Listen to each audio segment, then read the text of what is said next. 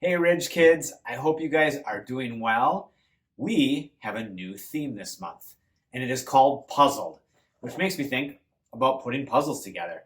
Now, I love being able to put puzzles together, but I know there's some people that it can be pretty frustrating, and they can kind of lose hope and then give up on it. And really what the puzzle is speaking about is sometimes there's bad things that happen or frustrating things that happen in our lives, and we're not always in control of those. So when we have hope, it means that even when bad things happen, there's still something to look forward to. That when we get caught in that puzzle or things aren't going well, we can go and ask for help. And we can have someone come along with us, help us out with that problem, and be able to finish that puzzle. That we can have hope that it's going to get to the finish of what we're looking at. And so this week, or this month for that matter, I hope that you guys continue just to look at different ways that there can be hope in situations where you think that there's no answer, that we can lean on God. We can learn a little bit more about Jesus. And I'm excited because this month we get to be able to discover the Easter story again and why we believe and why we follow Jesus. So have a great week, and we'll talk to you again later. Bye.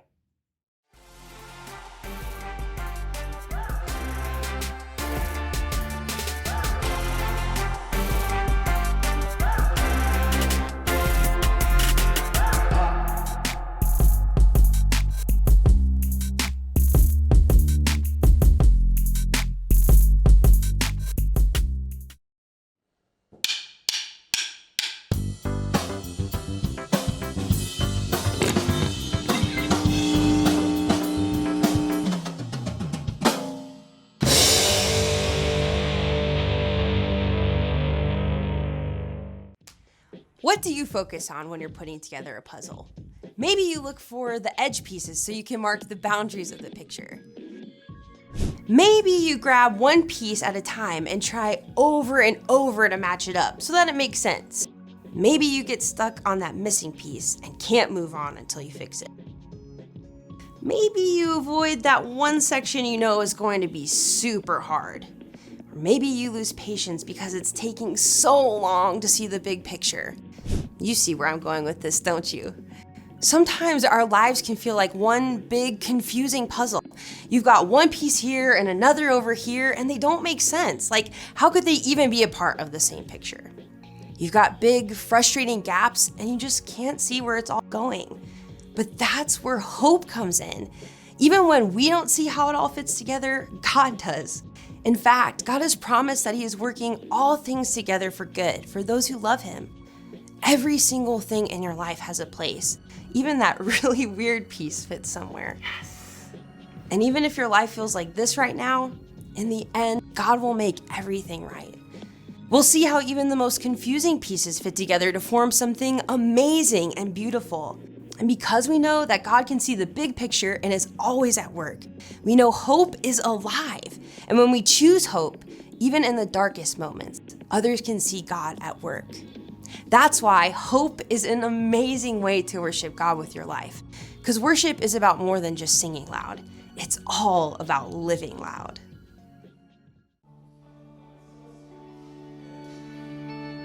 When the night is darkest and I feel weary, I'm not alone, 'cause you are with me. A new day is coming, I see light, and the sun will rise, and hope is alive, yeah. No matter what tomorrow brings, I know that you'll be by my side all the time. You'll never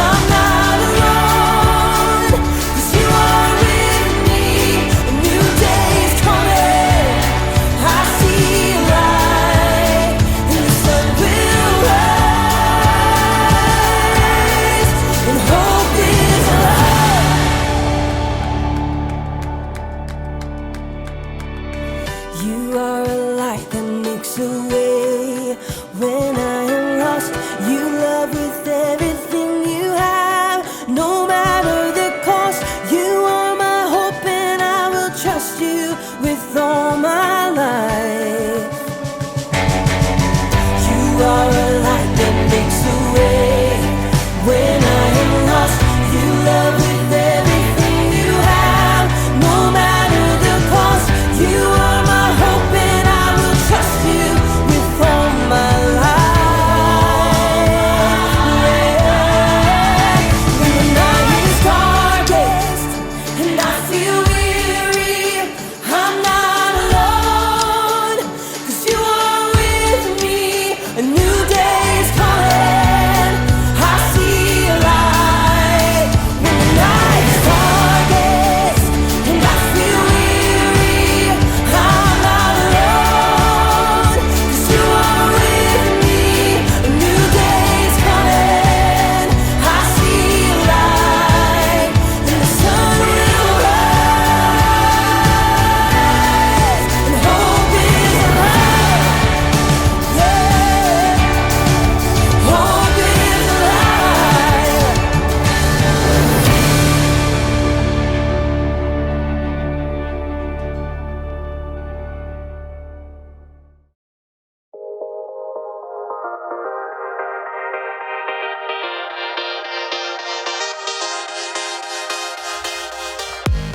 Oh, good, we're live.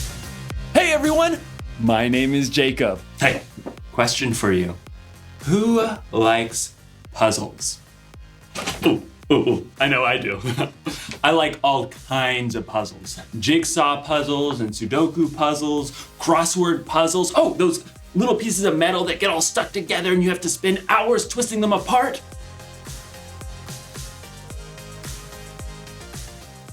Yes! Woo! I love puzzles. Every single puzzle has a solution, no matter how challenging. Puzzles remind me of hope. Hope is believing that something good can come out of something bad. You see, sometimes life can feel like a puzzle, kind of like you're trapped in a maze. But when you have hope, you know that there's always gonna be a way out. Got it, Jacob. Woo! Or what if you've got so many problems that you feel like you're underwater? Well, hope reminds you to just keep swimming. And then there are those problems that just seem impossible to figure out, like this bottle puzzle right here. The object of this puzzle is to get the ball into the neck of the bottle. Problem is, there always seems to be something in the way. Been trying, this is fun, to get this one, no, almost there, solved for like 10 years. No, come on, and then go. Ugh.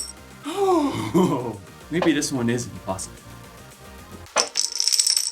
In today's story, we'll hear about two sisters and their brother who found themselves in a situation that seemed impossible.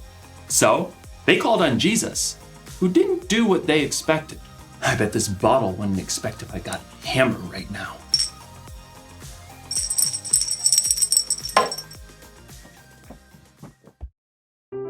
The Bible.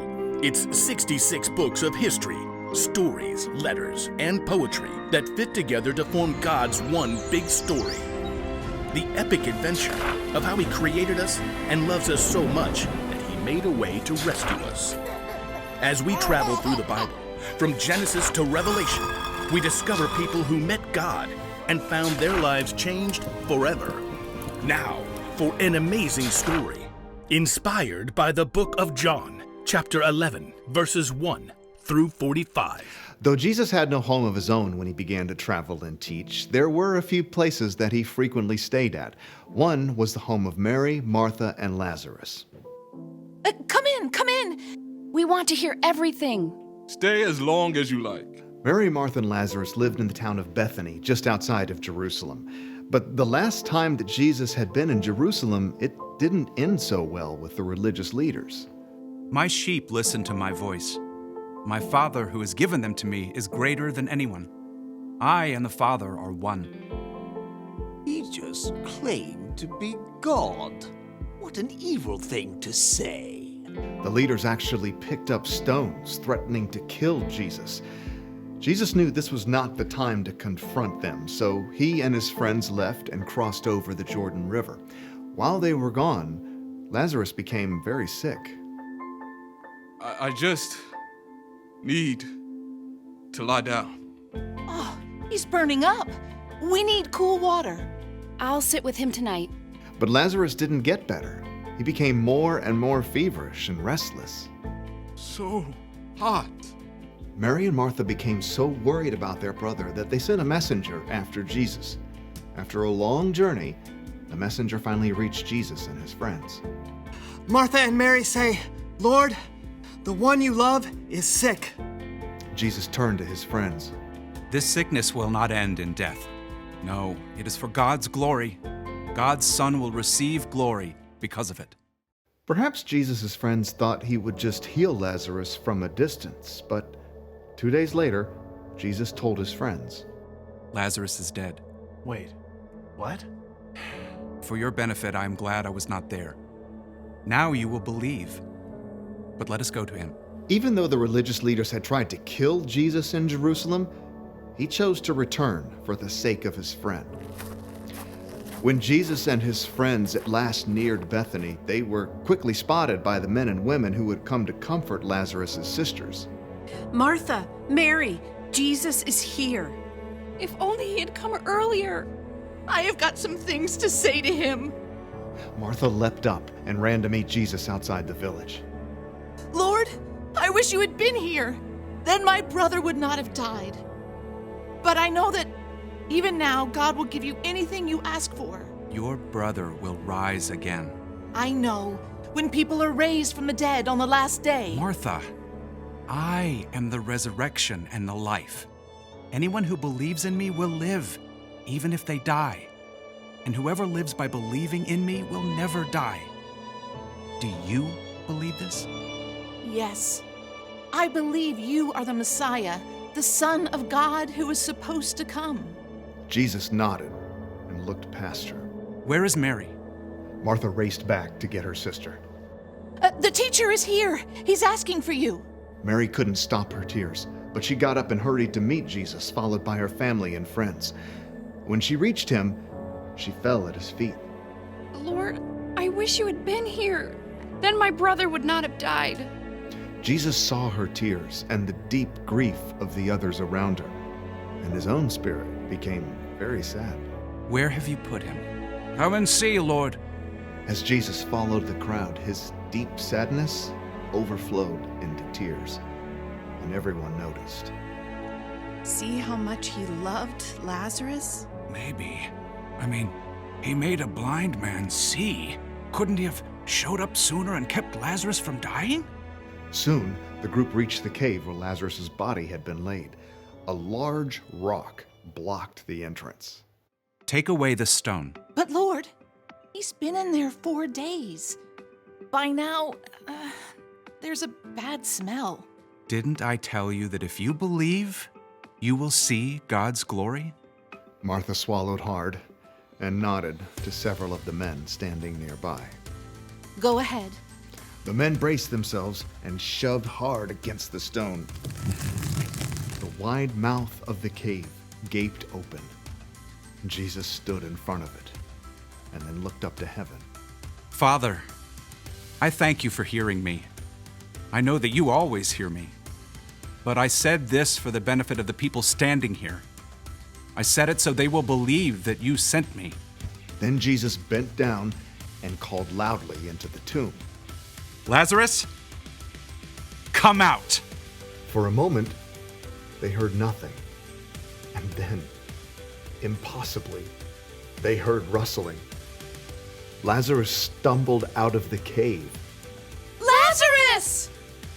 Lazarus's face and body were still wrapped in strips of linen, but he was very much alive.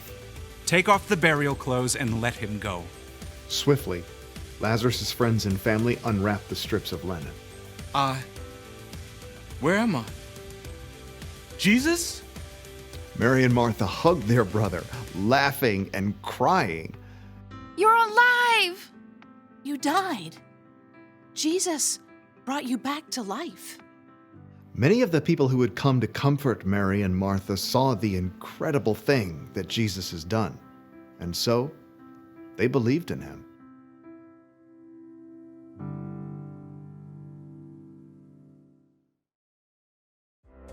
Oh, okay. When Jesus found out that his friend Lazarus was dying, he said, "This sickness will not end in death." And he was right, wasn't he? When Lazarus died, it wasn't the end. After 4 days, God brought Lazarus back from the dead. Yes! Woo! And because of that, we can know just how powerful God is. God made something good come out of something bad. And you know what? God can still do that today. He may not bring someone back from the dead exactly, but when something bad happens to you or the world, God can help make something good come from it. When you're having a hard time with a subject in school, it may feel like a maze. But God can help you stick with it and learn from the experience. When you have problems at home or in your family, they can get so bad that you feel like you're underwater. But remember that a very powerful God is with you through whatever you're going through. For us, a problem may seem like it's impossible, but for God, the solution is simple.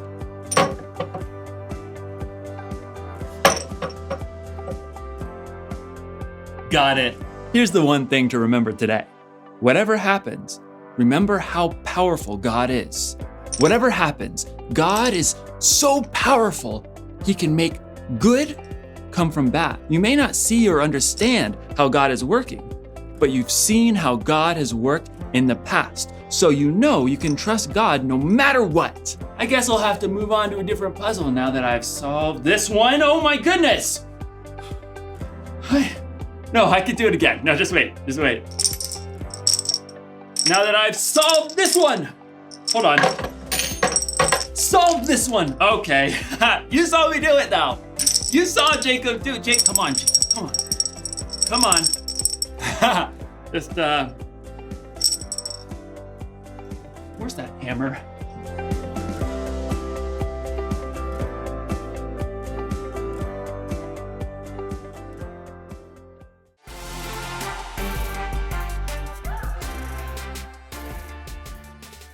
If you liked this video, click to subscribe and you will get the newest videos when they are uploaded.